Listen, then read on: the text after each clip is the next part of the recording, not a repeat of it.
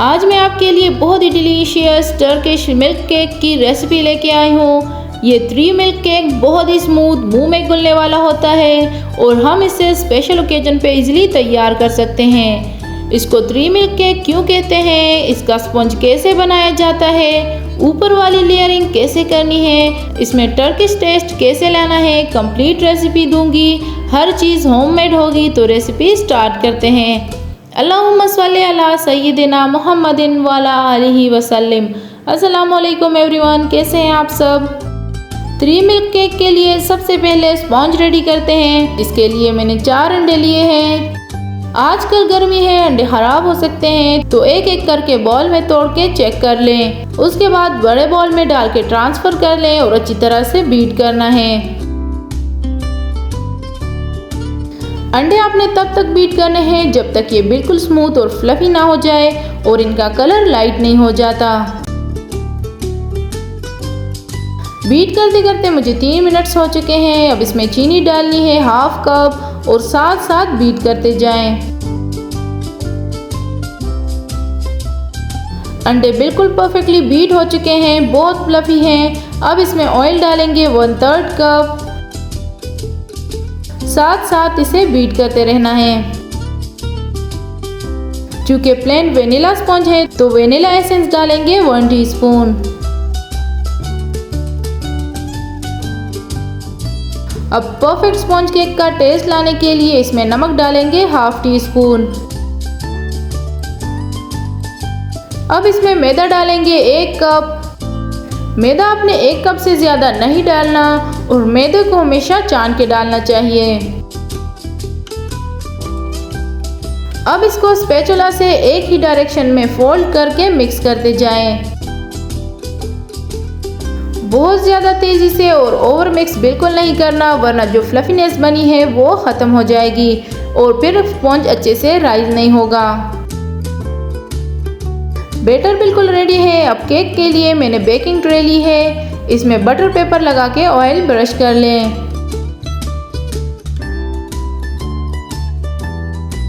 Tray में batter पोर कर दें और 2 से 3 बार टैप करना है ताकि बैटर इक्वली लेवल हो जाए और इसमें जो एयर बबल्स हैं वो भी निकल जाए। ओवन को आपने पहले से 10 मिनट तक प्रीहीट करना है। उसके बाद केक बेक होने के लिए रख दें और 30 मिनट तक 200 डिग्री पे बेक करना है। 30 मिनट हो चुके हैं। केक बिल्कुल परफेक्टली बेक हुआ है। अब इसे आधे घंटे तक ठंडा होने के लिए रख दें। केक ठंडा हो गया। अब इसको डीमोल्ड करेंगे और माशाल्लाह देखें कितना परफेक्टली बेक हुआ है। बटर पेपर निकालेंगे।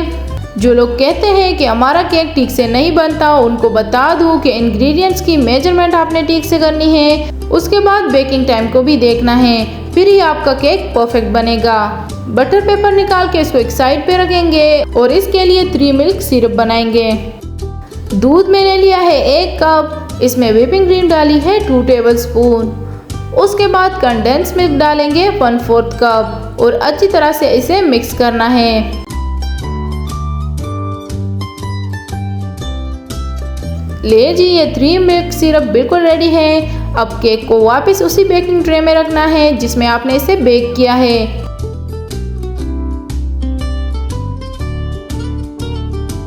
अब फोर्क से इसमें होल्स करने हैं, क्योंकि जो लिक्विड बनाया है वो इसमें पोर करेंगे तो होल्स होने की वजह से वो केक में इजीली जज्ब होगा। अब 3 मिल्क सिरप इस पे डालेंगे। पूरा डालना है ताकि केक अच्छी तरह से सोक हो जाए और 30 मिनट तक इसे फ्रिज में रखना है ताकि ये अच्छी तरह से ठंडा हो जाए। अब मैंने क्रीम व्हिप करनी है। बॉल के नीचे मैंने बर्फ़ रख ली ताकि क्रीम जल्दी से व्हिप हो जाए और चूँकि गर्मी है तो क्रीम आसानी से व्हिप नहीं होती और ना ही उसमें जल्दी से स्टिफ पीक्स बनते हैं, इसलिए आपने बॉल के नीचे बर्फ़ ज़रूर रखनी है। व्हिपिंग क्रीम को आपने बिल्कुल ठंडा लेना है और ये मैंने ली है 1.5 कप। अब इसको सिंपल बीट करना है।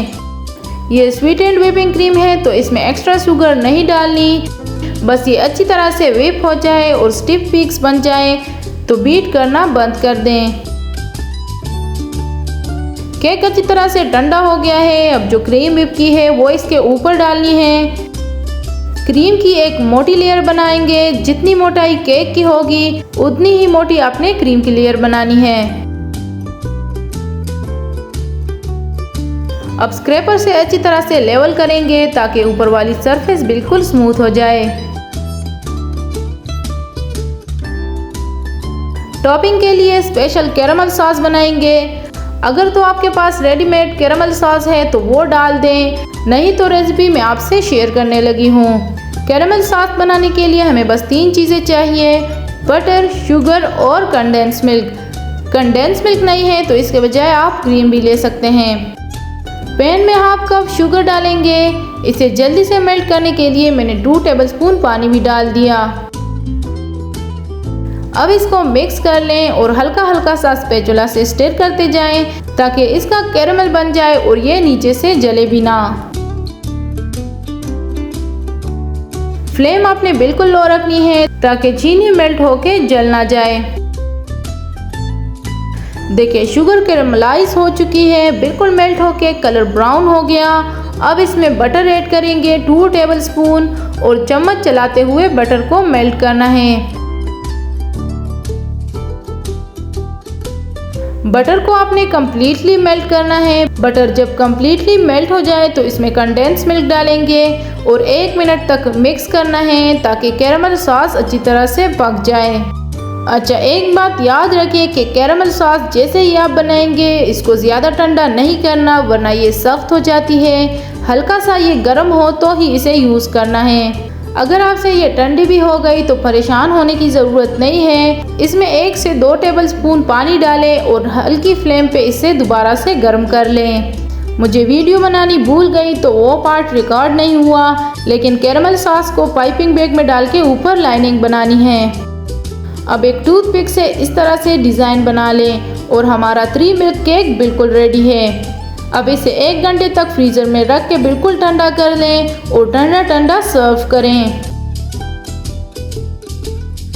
देखिए कितना स्मूथली ये कट हो गया और इसका टेस्ट इतना कोई मज़े का है कि आपने शायद ही इस तरह का केक खाया हो। मुंह में घुलने वाला केक है, ऊपर से 3 मिल्क का टेस्ट और ऊपर वाली क्रीम इतना मज़ा करवाती है कि एक बार आप इसे बना के खा लें तो बार बार बनाने पर मजबूर हो जाएंगे। रेसिपी को लाइक एंड शेयर ज़रूर करें, मेरे चैनल को सब्सक्राइब करें और मुझे अपनी दुआओं में याद रखें। अल्लाह हाफिज़।